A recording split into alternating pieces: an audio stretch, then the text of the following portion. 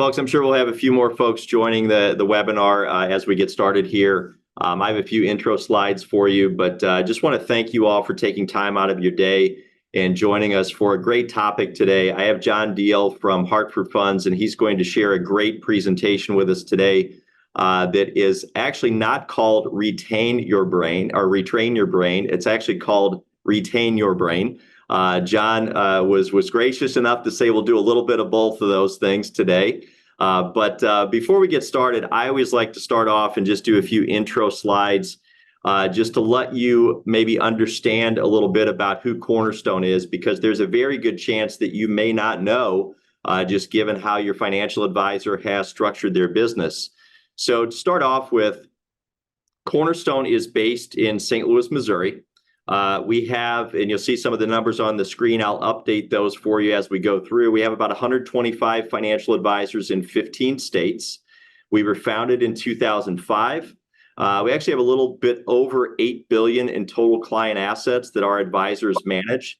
And those advisors have joined us from 17 different firms. Our business model is really set up to really help advisors who maybe establish their business elsewhere, but really saw an opportunity to provide a better client experience, maybe just really structure things in a way that was focused on their clients. And in order to do that, they wanted to go independent. And when they go independent, there's a lot of things that they have to do on their own. And we really help them get started and then continually run their practice as an independent financial advisor. Now, I mentioned that you may not know who Cornerstone is, and that's because your advisor has chosen to brand as something other than Cornerstone, which is something we fully support. But you see a number of the names on the screen here, and these are some of the DBAs that our advisors use. NMLT down in Oklahoma. You'll see Steamboat out in Washington, Missouri. You'll also see LifeMap up in the Springfield and Decatur area. A lot of great brands that are out there, but again, all of those advisors are still affiliated with Cornerstone. And you also might be familiar with LPL because, of course, you get your statements from LPL. You, at the same time, your assets are custodied with LPL. Some background on who they are. They have over 22,000 financial advisors across the country. They are the largest independent broker-dealer in the United States. And probably one of the most important stats that you see on the screen there is they have 0 proprietary products. So the advisors who are with LPL really are not incented. They're not told to sell any product other than what's really most appropriate for their clients. So that is something that I think is very attractive for advisors who decide to go down that independent path. Now, how does all this come together for you? Well, you obviously are working with your financial advisor who has chosen that independent model is best for you and their business. All the assets are custodied with LPL, but LPL also provides, let's call it the inventory or the products that they can offer you to meet your financial needs. What Cornerstone does is really provide some additional layers of support, structure, and scale that they can plug into that maybe take some of the work of running the business off of their plate.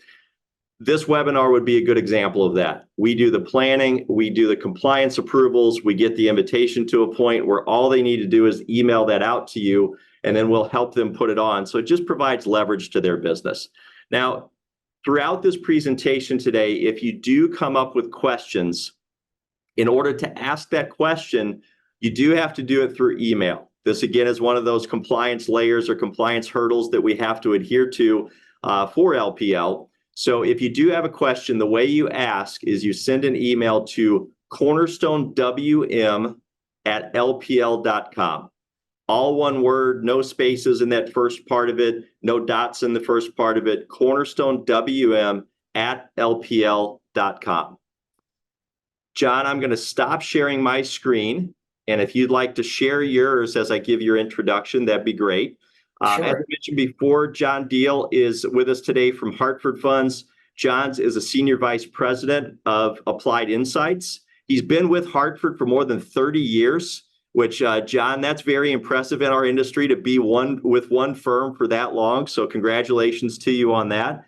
But what John does is he leads the firm's efforts in working with the MIT Age Lab. And some of the information, actually a lot of the information that he's going to be sharing with you today comes from that. But then they take that information and really turn it into actionable ideas that financial advisors can then use with their clients to, again, provide a better client experience and educate them longer term. You can sometimes find John's views on retirement planning and other financial issues in the Wall Street Journal, Financial Planning Magazine. He's also been a featured guest on CNBC and Bloomberg Television. So we're really, really honored to have you today, John. And I've seen this presentation once before. And even though we misnamed it, I know the content is awesome. So let me stop talking and turn things over to you.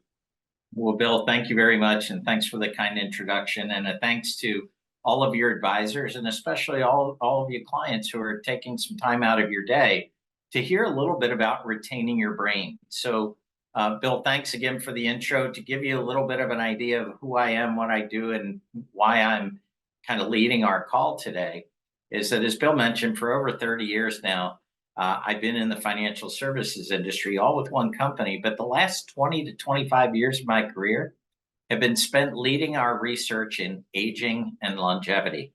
And we do that in large part with our partners at the Massachusetts Institute of Technology Age Lab. Many on the call today may not realize MIT has an entire division of their engineering program studying aging, longevity, the impact of technology, changing lifestyle, which will help companies in the United States and around the world think about new products, new services, maybe even in new environments that we may find ourselves in moving forward. And I will share with you that in the course of that research, one of the things that we know is that when we look at what concerns people most about retirement, this is MIT research, they tell us that up until age 65, it's all about the money, the money, the money, the money. How much will I need? When can I leave? How much can I take? How long will it last? You know all the questions.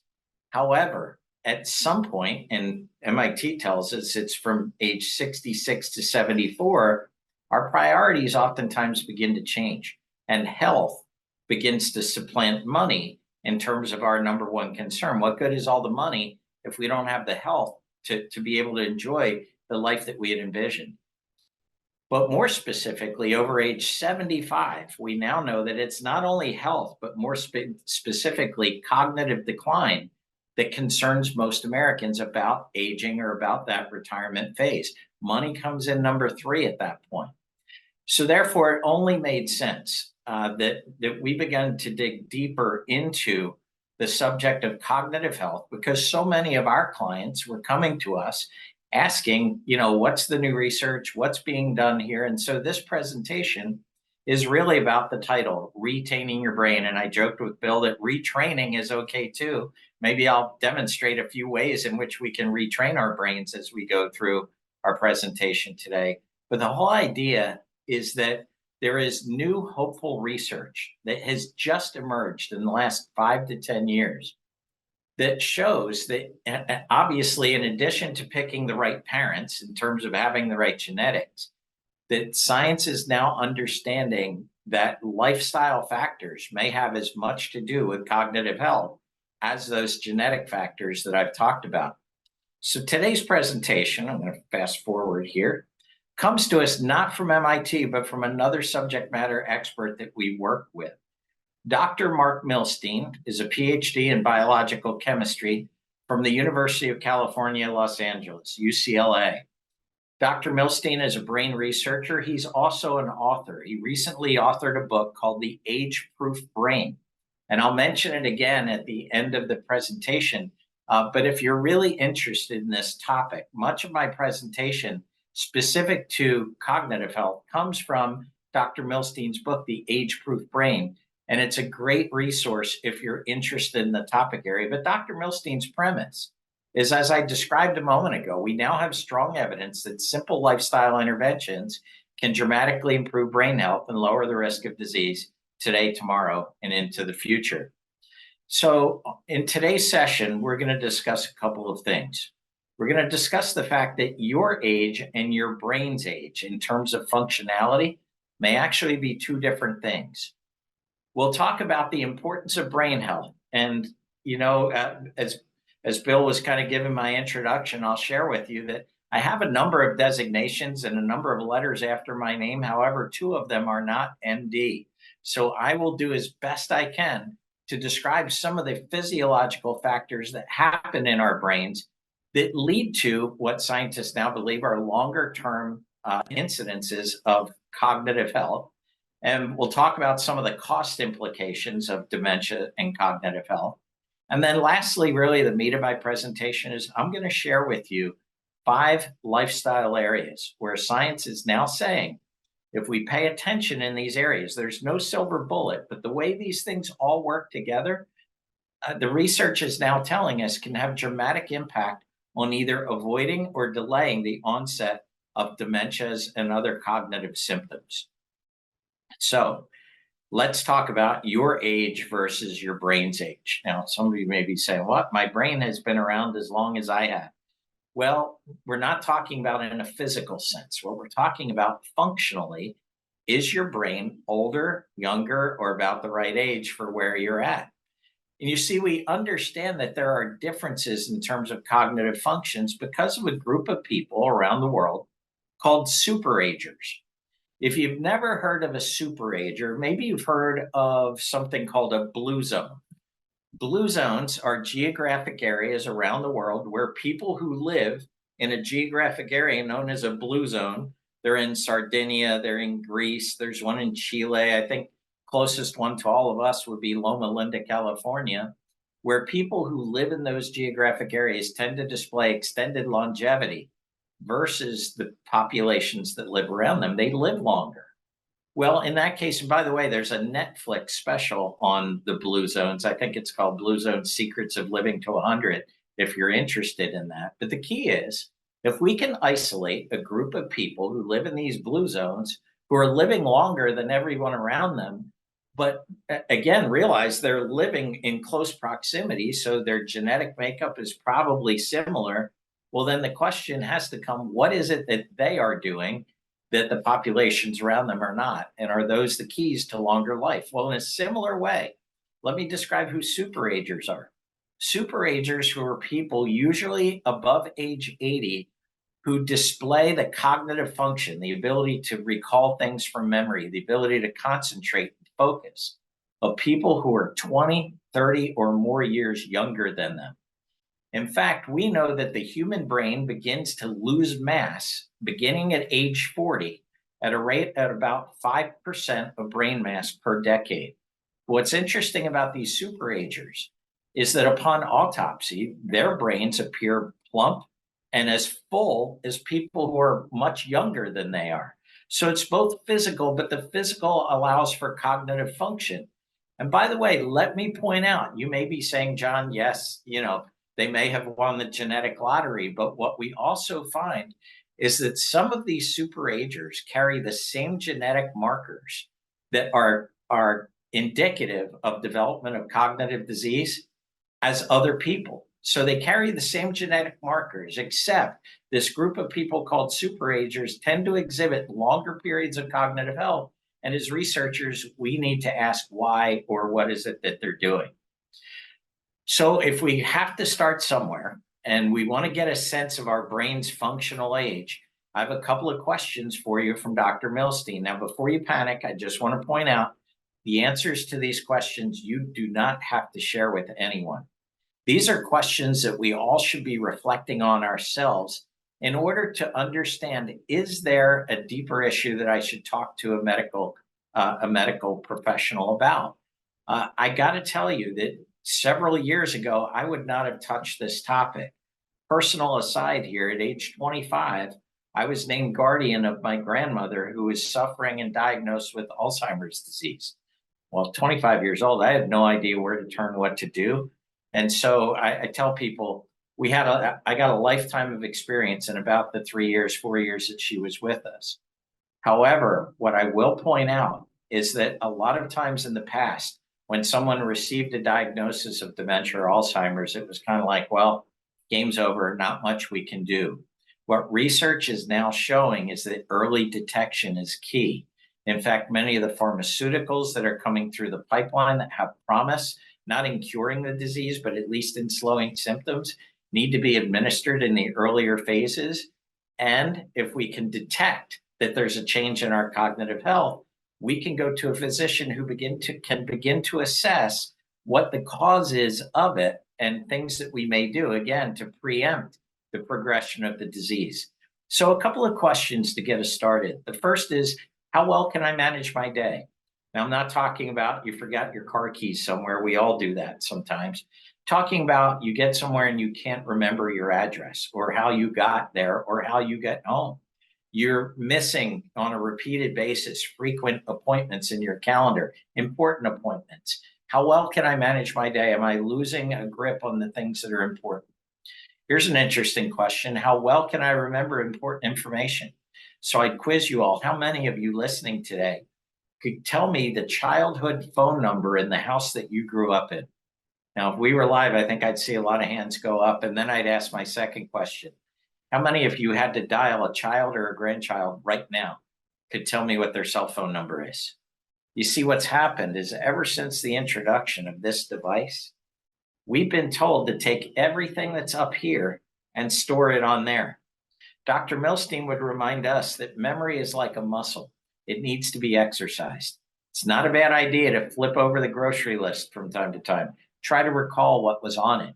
That to-do list of things you'd written out in the morning, flip it over sometimes and try to recall the priority items that were on your to-do list. How well can I remember important information is another indicator. How well can I move and maintain balance? This is one that we don't give a lot of thought to, but think about the concept of balance. In order to be balanced, our brain has to work with all the muscles and nerves in our body to sense the environment, the surface that we're standing on, so on and so forth, to allow us to maintain equilibrium. If you want to think about this a different way, if you ever had the opportunity to visit someone who had recently suffered a stroke, many times sense of balance is one of the things that's impacted the most, to the extent that they may not even be able to sit up in bed and maintain balance. Balance is intricately tied to cognitive function. This is one that trips everybody up, no pun intended. How fast can you walk? When we talk about how fast can you walk, I'm not going to say if you don't walk at 4 miles an hour at a 5% incline, you're doomed. No, but here's what I will point out. If there were one thing I could tell you that you could participate in, that scientists now believe that could reduce the risk of developing dementia and cognitive issues somewhere in the range of 30 to 40%, what would it be? Well, you probably guessed from the question, it's walking at least 30 minutes a day. By the way, the 30 minutes do not have to be contiguous, but when you walk those 30 minutes or 30 minutes plus, try to accelerate the pace for 6 to 9 minutes. Research is showing that people who tend to walk with an accelerated gait tend to display longer periods of cognitive health. Why may this be? Well, obviously, your heart and circulatory system are an important part of brain health, because every breath you take, in every breath that you take, 20% of the oxygen that you bring in is used by your brain. So making sure that our brain has adequate oxygen supply is really, really key.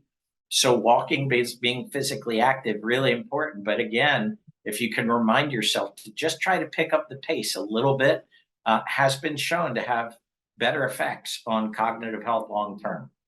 Lastly, you may say, how old do I feel? What in the world would my attitude have to do with cognitive health? People who tell us that they feel younger than they actually are tend to be those who are more active physically and, importantly, more active socially.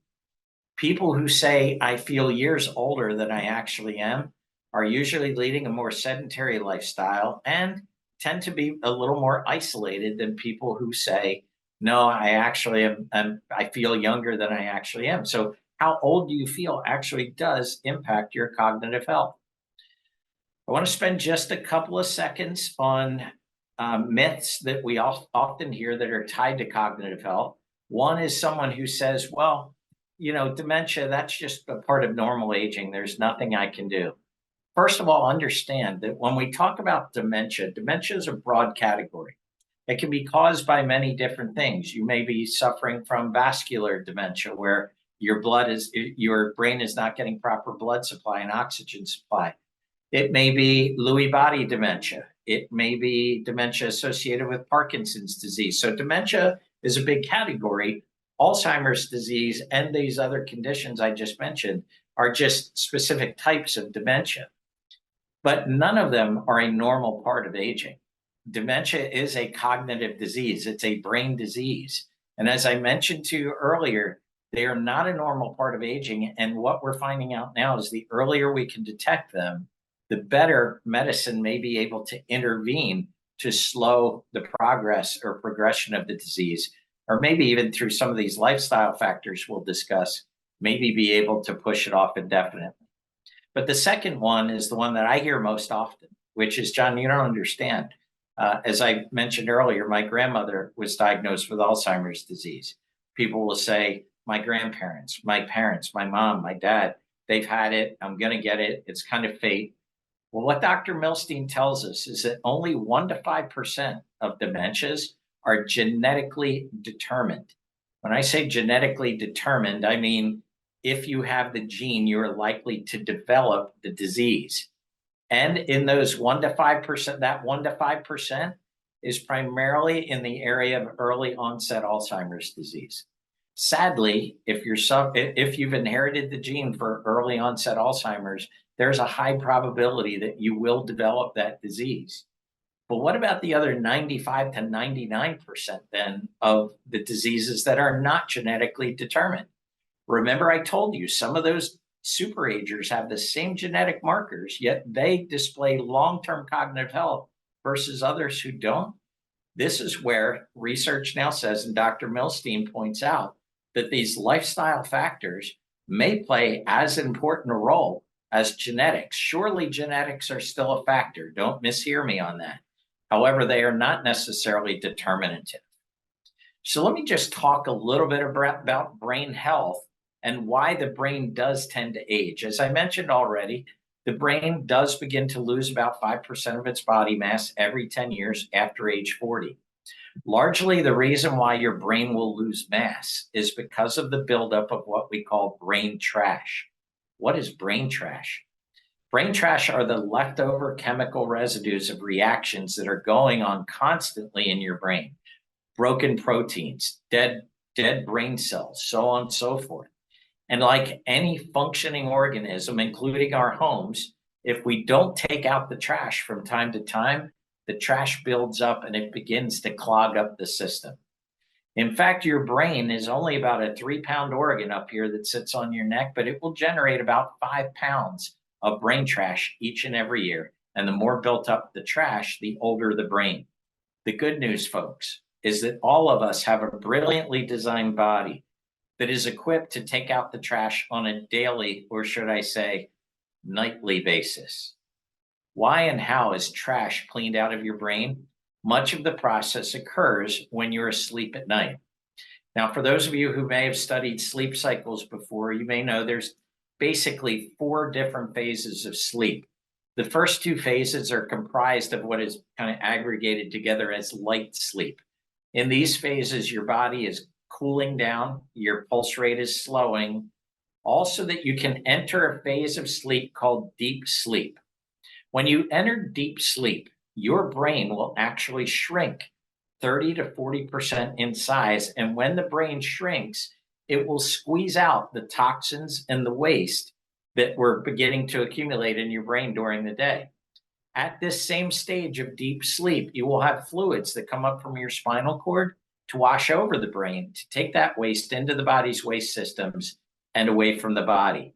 So one of the things you'll gather here is being able to get into deep sleep is really, really important. During deep sleep, your immune system is strengthened. Your tissues are healing, your bones are healing, and also this brainwash, if you will, it's called the glycemic system, is put into play to wash the trash out of your brain. Now, you will pass into a 4th phase of sleep that many of us are familiar with called REM sleep, rapid eye movement sleep. It's during that phase when you'll actually dream. And what's interesting about the REM sleep phase, it's not that much different than being awake. Remember I said in deep sleep, your body is cool, your pulse rate is slow. It will begin to accelerate when you enter REM sleep. And being in REM sleep is not that much different than being awake except that your brain is paralyzed, your arms and your legs, so you can't act out on what's going on. If you've ever woken in the night kind of perspiring, you probably woke up in the midst of a dream or in the midst of REM sleep.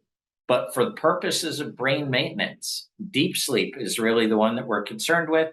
That's where the brain shrinks, squeezes out the toxins, fluids come out to wash out the brain trash, take them into the body's systems.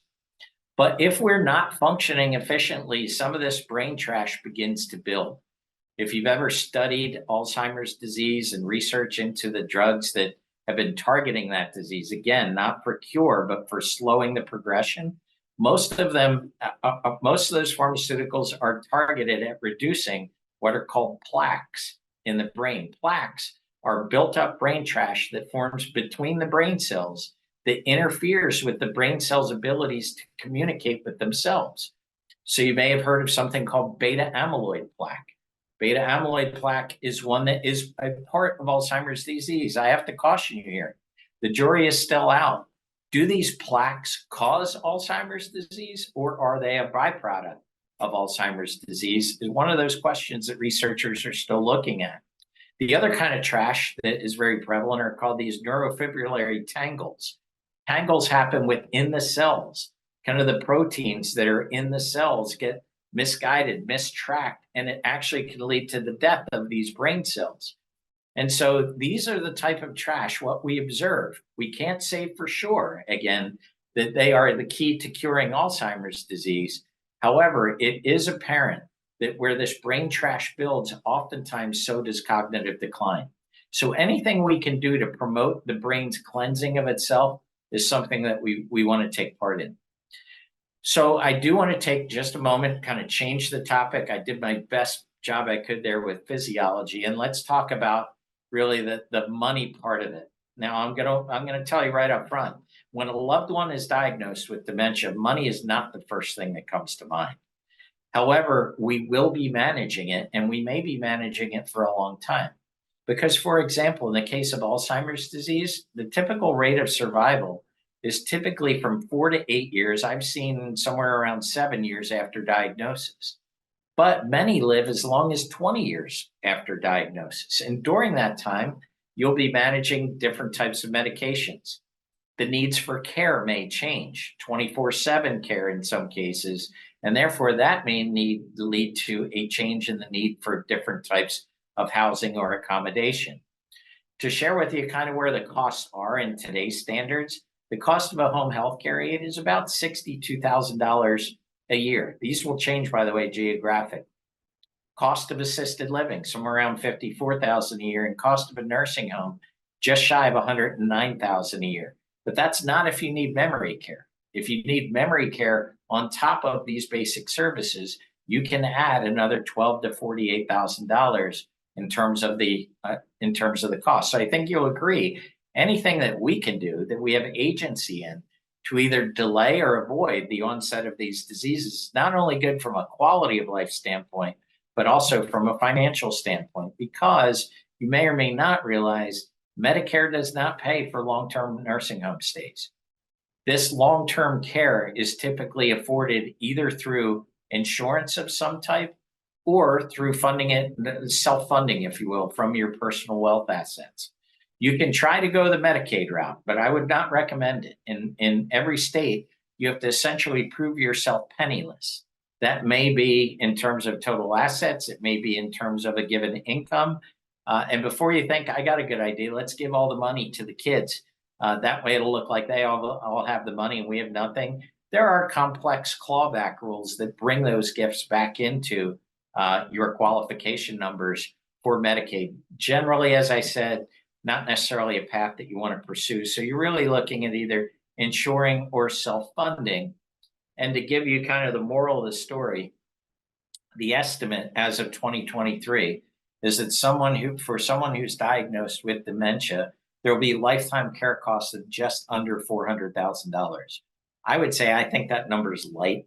It may not take into account productivity loss of your caregiver, if that's an adult child, so on and so forth. The fact that they may have to step out of or away from the job for a while in order to manage care is something that we definitely need to include there as well. But as far as the stats go, just shy of $400,000. So again, just to kind of give us an awareness of why this is so important, both quality and financially to so many of us in terms of the life we wish to lead tomorrow. Because no matter who we are, when we look forward to what the future years have, it may be traveling, it may be volunteering, it may be hobbies or working or socializing, maintaining a good friendship network. Whatever it is, our brain has to go along with us, or certainly we're not going to be able to enjoy these benefits as we hope to. Okay, so folks, I want to bring us to the meat of the batting order. I want to share with you 5 lifestyle areas where research is now showing that we can make a difference. If we pay attention to some of the things we're doing and some of the ways we're living, we can promote better cognitive health. And you may have guessed the first area. The first area is sleep. Sleep, as we described the physical processes, one of the best defenses against cognitive decline.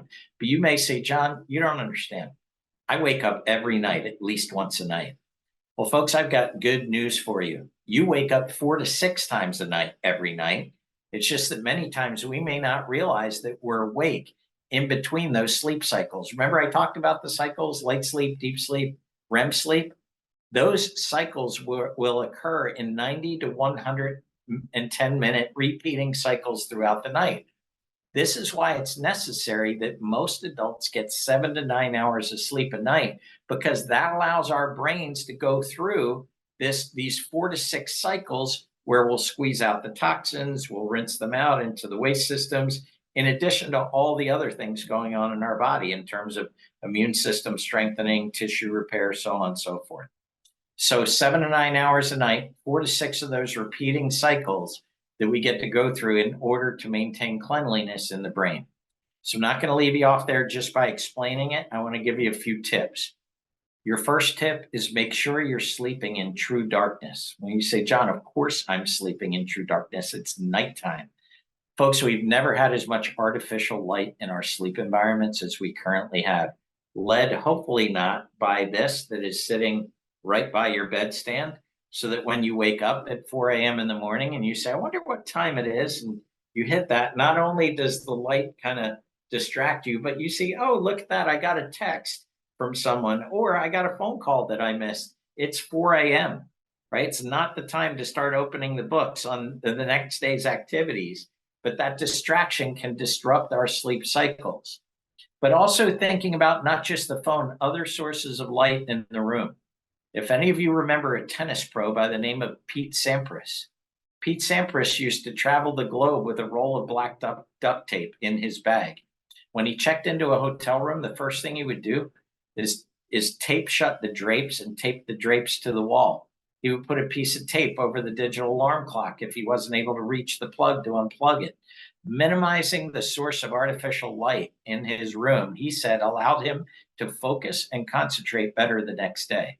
So evaluate your sleep environment, and to the extent that you can, make sure you're sleeping in true darkness, because your eyes can take in light even when your lids are closed. Don't believe me? If any of you have ever traveled on a nighttime cross-country flight, the red eye as they're called, I don't know about you, but I always happen to be sitting next to the guy in the middle seat that needs to read all the way home. I can guarantee you light does come in even when your eyes are closed. A sleep mask is now part of my travel equipment. So looking at the sleep environment, try to maintain true darkness. The second tip, 3 researchers won the Nobel Prize in Medicine in 2017 for the discovery of the natural human circadian clock that all of us have. One of the best things you can do for your sleep at night is get outside in natural light within the first 10 minutes of waking in the morning. So within the first 30 minutes, if you can get outside for about 10 minutes within the first 30 minutes of waking up, being in natural light will reset that circadian clock so that it will tell your body at night what time it is to start winding down. So whether you walk the dog, have your cup of coffee, walk to the mailbox, whatever it is, trying to get outside, but also think what happens when you get outside first thing in the morning. This morning, you might have walked out and said, wow, it's really cold. How did you know it's really cold? Because your skin and the nerves connected with your brain to say, it's cold out here, increase blood supply. right? Also, what did you see? What did you hear? What did you smell?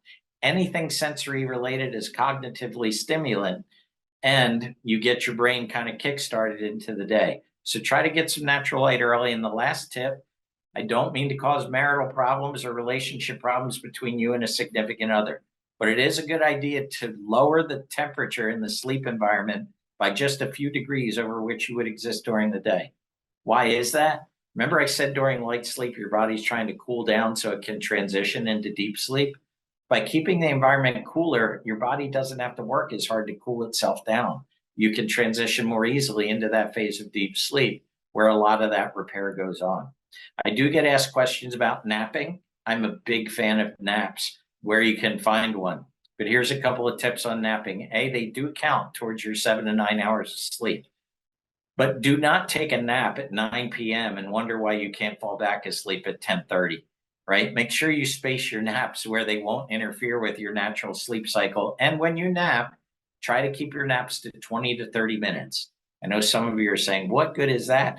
Have you ever woken up from the nap? I think we've all done it. And you kind of wake up, and when you start to walk around, you don't know what planet you're on. You don't know what week it is or what you were doing before you laid down. It's probably because you woke in one of the phases of deeper sleep, either deep sleep or REM sleep, and it's disorienting. You don't want to wake up in those phases and disrupt the processes that are going there if you can help it. So keep your wake up times into the light sleep kind of phases, which usually occur in the first 20 to 30 minutes of laying down. So try to keep the naps to 20 to 30 minutes and keep them so they're not disruptive to your sleep cycle. So sleep, and a couple of tips on sleep, very important. Second area is you are what you eat, the gut brain connection. You may not realize it, but you have almost as many brain cells in your gut as you do in your brain. And the gut and the brain are very connected. One of the things that we know, and I'll keep this simple, is that there is a diet out there now called the MIND diet, MIND, very similar to the Mediterranean diet. When it comes to cognitive health, you want to keep your diet to lean proteins and fresh whole foods, extra virgin olive oil, fruits and vegetables, much like the Mediterranean diet that has been very popular. Nuts, be careful of the nuts, high in caloric value, but healthy fats. And then beans, again, beans, good source of protein. These are good foods, but the key is fresh whole foods. Let me give you an example of a food not to eat. I think it's still there. It was the last time I was there. There was a museum in Chicago called the Museum of Industry and Science. And if you were to go into that museum, behind a double pane glass case, they have a Hostess Twinkie that was unwrapped like 10 years ago. It looks as fresh and delicious as if it were unwrapped 30 seconds ago. Those are not the kind of foods you want to eat. You want food that is going to spoil if you leave it in the counter, that's going to stink if you leave it in the refrigerator too long, because that fresh and natural process is really key. Really, what the key is in nutrition is you're trying to eat foods that minimize inflammation in the body. Inflammation is a key, yes, in our joints, but it's also a problem in our brains. You see, the immune system oftentimes reacts to inflammation by sending out immune attack cells to try to find the source of the inflammation and kill it. The problem is these attack cells don't always know the difference between the bad guys and the good guys, and they can kill healthy cells.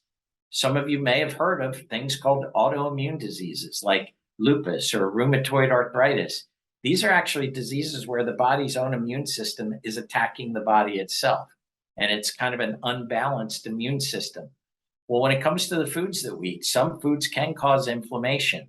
The more we can reduce inflammation, the less a chance that our immune systems attack the wrong cells.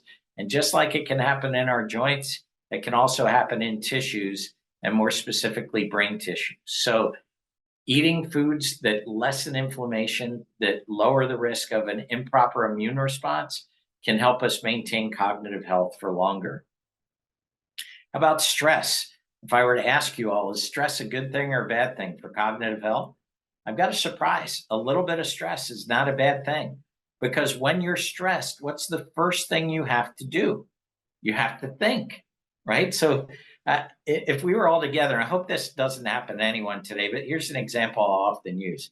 Let's say later this afternoon, you jump into your car, you're going to run down to the grocery store or something. All of a sudden, boom, there's a blowout in your tire. What's the first thing you'll do? And I had one woman stand up a couple of weeks ago and say, swear.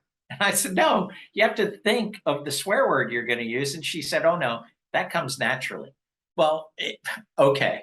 However, the first thing you're going to do is you're going to think, right? Where can I pull over safely? Did I pay that AAA premium? Where's the jack and how does it work? Who am I going to call? How am I going to get out of this? What did I do the last time I was here? See, that thought process is the brain functioning. That's not such a bad thing. However, our brains were not built for the amount of stress that we're now surrounded by. And I probably don't have to point out to you, believe it or not, this is an election year. And if you think you're stressed now, wait till we get to September, October, November. So we need to think about ways to manage this stress. I have a couple of ideas for you. First one's called breathing exercises. Now, the first time I heard about this, I'm thinking I'm going to be sitting on a mountaintop somewhere, arms crossed, saying my mantra. No, it's not like that. In fact, we can all participate in right here on our webinar today. When I say go, here's what I want you to do. I want you to take a deep breath through your nose, breathe in for about 5 seconds, nice long deep breath. And I want you to think about breathing in relaxation. We're going to hold it for a second, and then we're going to breathe out through your mouth for a 5-second exhale. Think about breathing out anxiety. So you ready? Go. 5-second inhale through your nose. Hold it. 5-second exhale. Can you feel your body relax? Because what you'll find is that your pulse rate will begin to slow. The other thing that it does, whatever you were just thinking about, it gives your brain a break. It gives a break between the part of your brain that wants to respond to something and the part of your brain that wants to reflect and add perspective. Remember I said that some of you say, John, I wake up during the night and all of a sudden I start rifling through my calendar. One of the things you might try is a brief breathing exercise in the middle of the night. In through your nose, out through your mouth.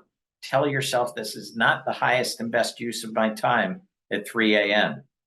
The second method, changing your perspective. I'm a big fan of Dr. Stephen Covey. Dr. Covey tells a nice story in the beginning of his book, The 7 Habits of Highly Effective People. He talks about getting on a subway train where the young man comes in with a couple of kids.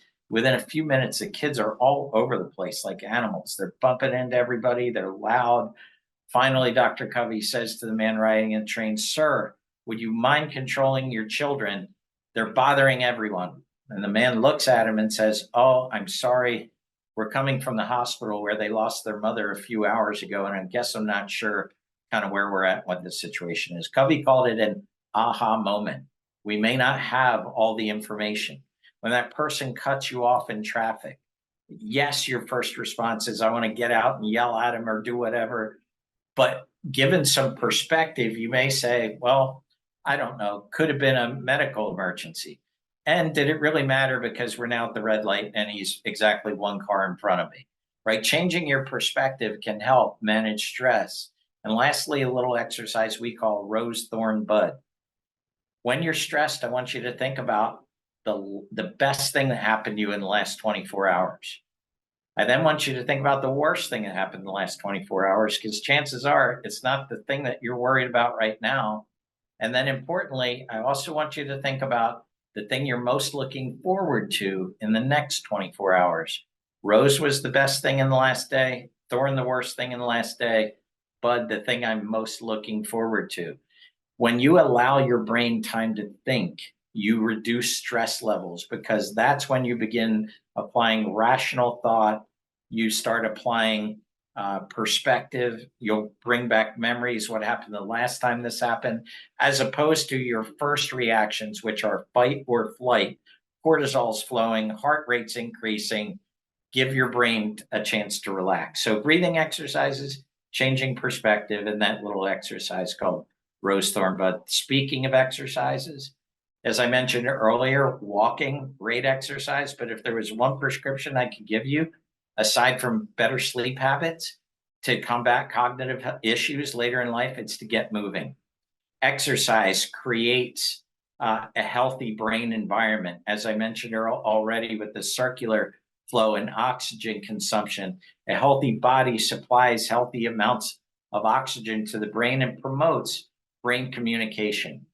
We made up a little acronym here to help you think about exercise. By the way, I don't care what kind of exercise. In fact, one of the best exercises for cognitive health, dancing.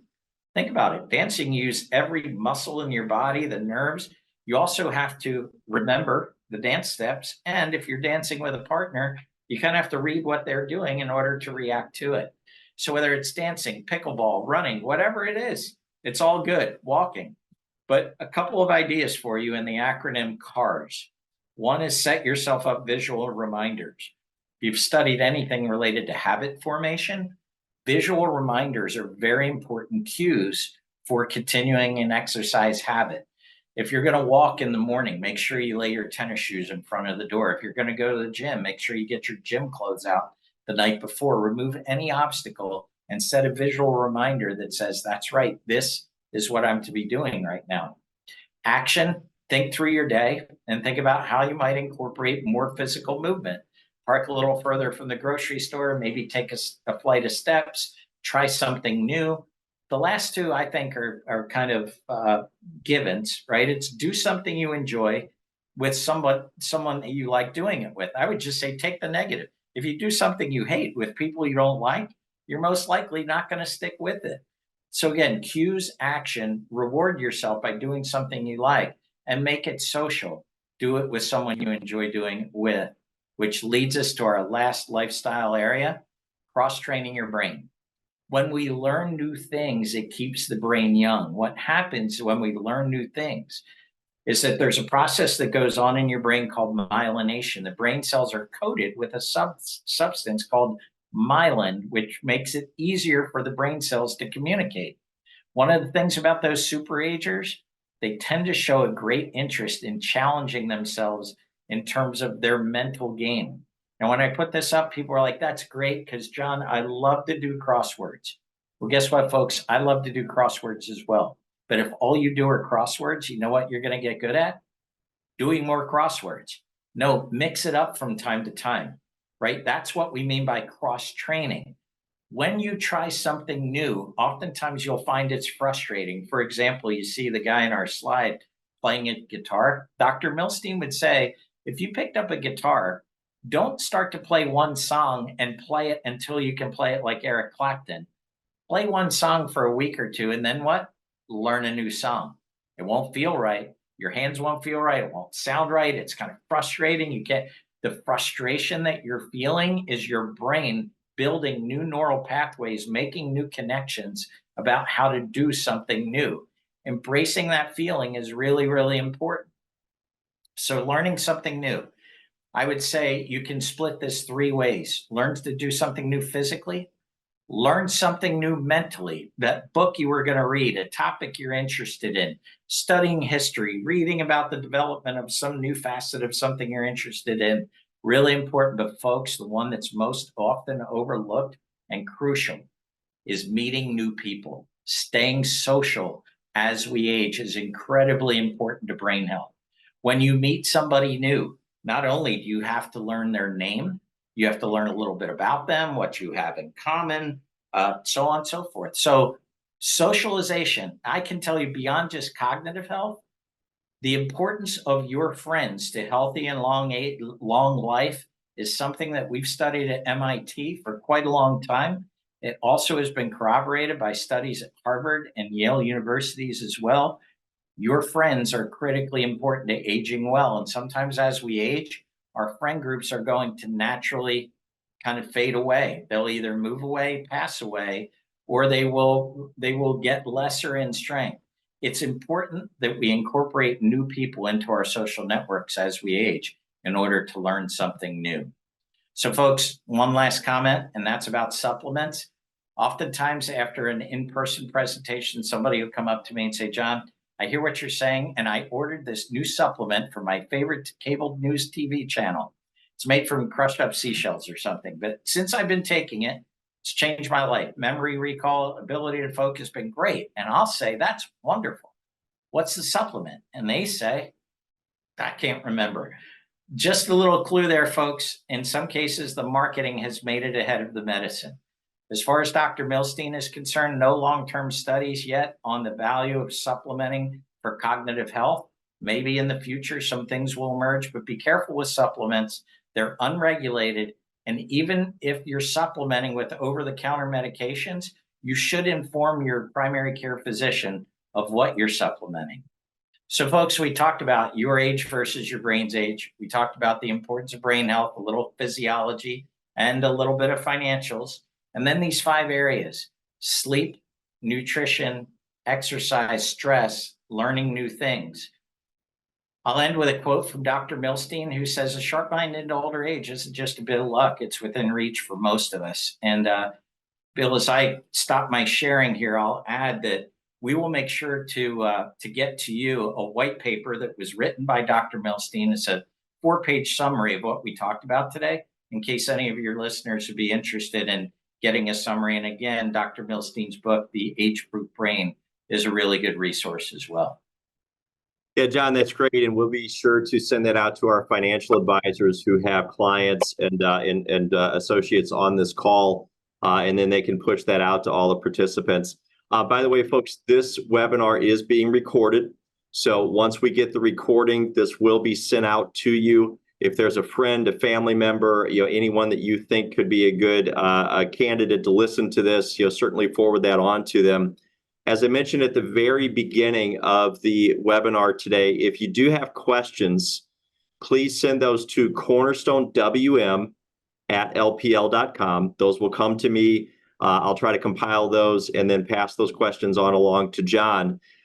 John, so my big takeaways from this are: I need to walk faster. Number 2, I definitely need to be more frequent in terms of taking my brain trash out. And unfortunately, the last one is no Twinkies. So I was a little upset about the no Twinkies part, but all great information. Really appreciate it. And while we're waiting for some questions to come in, I do have one for you, and it relates to the sleep. And you mentioned that people can take naps during the day, and that does count toward those 4 cycles, if you will. I know a lot of folks who happen to be very, very productive individuals, highly successful. Maybe they don't take naps, but they always seem to be the ones who are only sleeping 4 hours, 5 hours a night. They're up at 4 a.m. and often running at that standpoint. They might go to bed early, sometimes not, but it just seems like they can get more done on less sleep. Now, to be clear, I am not one of those people. I need my 7 to 8 hours. But that being said, any comments on, again, those folks that just have that ability to run on less sleep? Yeah, this may surprise you, Bill, but it's actually a genetic trait. 1% of Americans are deemed to be short sleepers, meaning they don't need the 7 to 9 hours. If you're one of the 1%, it's likely that you had a parent or grandparent who is also a short sleeper and passed that gene on to you. So yes, that is very legitimate. That may very well be the case. And Bill, one other thing unrelated that I meant to touch on that slipped my mind. Funny, we're talking about retain your brain, it slipped my mind, but I do want to mention it. In that area of learning new things, one of the things that really surprised me in working with Dr. Milstein was the importance of hearing aids. Did you know that people who are suffering from mild hearing loss that goes untreated are twice as likely to develop dementia? People who are suffering from severe hearing loss that goes untreated, 5 times as likely to suffer eventually the development of dementia. The reason being, if we can't hear, it's hard to learn new things. And oftentimes we'll recognize this by a friend or a loved one who's at dinner with us suddenly doesn't seem to be participating as much as they used to, a little bit withdrawn. The next time we go out, they may say, why don't you all go and have a good time? I'm a little bit tired. I'm just going to hang behind. Hearing aids are more than just about being able to hear. They're also about cognitive health. So a strong recommendation, if someone's on the fence about, should I go get my hearing checked? Absolutely, please do it, because addressing those hearing issues can also be a way to fend off cognitive disease. It's very interesting. My wife's grandfather, who was just a wonderful man, did have hearing aids. One of the things that we always joke about is when he would go into kind of a crowded room with the family, a lot of times you would see him reach up and turn them down so he could completely tune out, but he would turn them back on so, he could deal with At the least you thought thoughts. he'd put it back on. Yeah, exactly. Yeah, I think that was maybe a coping mechanism just to not deal with conversations he didn't want to have. But it's good to hear that it can be treated, with the hearing aids. It's not that it's just a precursor or a sign that that memory loss is coming. That's correct. Well, John, we don't have any more questions. Really appreciate your time today and appreciate everyone's time who joined us. That was great information, and everybody have a great day. Thank you all. Thanks, Bill. Thank you, John.